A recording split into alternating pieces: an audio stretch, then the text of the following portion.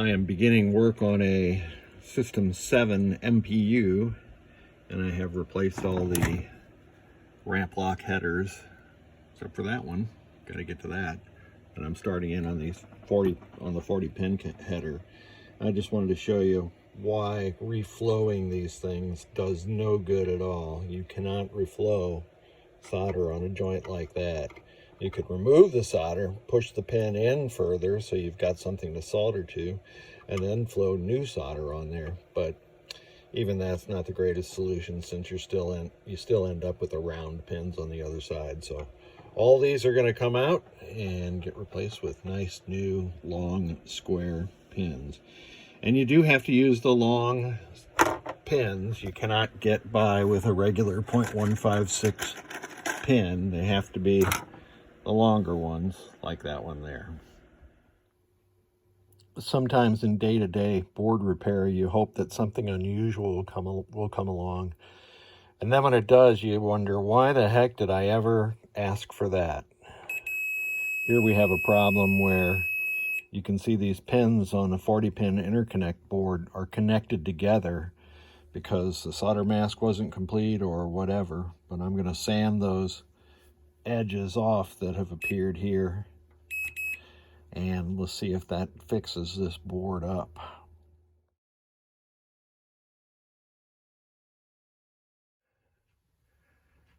And here we are finally with the Jungle Lord MPU and driver board, and this one had me chasing my tail for quite some time.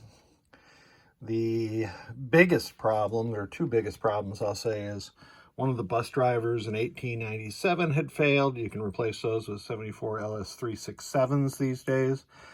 And the connection between some of these pins across one of either the 5-volt or the ground bus on the back side of this board. That was just crazy. I've never seen that before, but we've got it running now. I've installed a blanking indication and VRAM, and here's where we're going to test the sounds.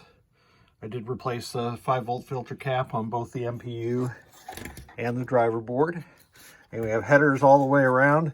We've got some chips socketed.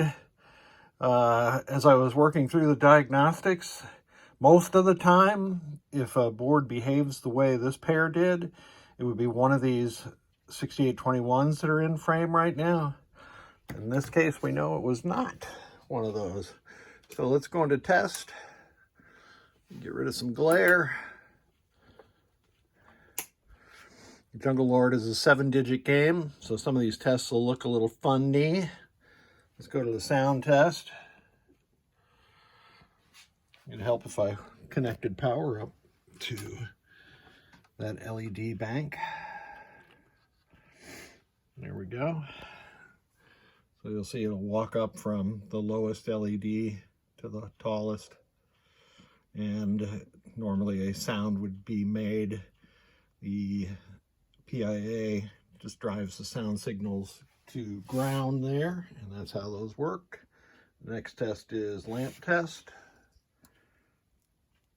My Siegecraft tester there. The next test is coil test. And you can see that solenoid 16 is lit. That is the coin lockout coil, which is always on while the game is on, and it will go off as the test passes. And then we're into the special solenoids right now, and there were 2 failed transistors along with a couple of transistors that had alkaline corrosion on them. Here I'm driving the switches with my little switch doodad to make sure that the switch inputs work. So I have replaced all of those tip 102s. The next test is switch test. My Kinetech tester. We'll go through column 1. You can see that's showing 03, again, because this is 6-digit displays. And we'll go through row 1.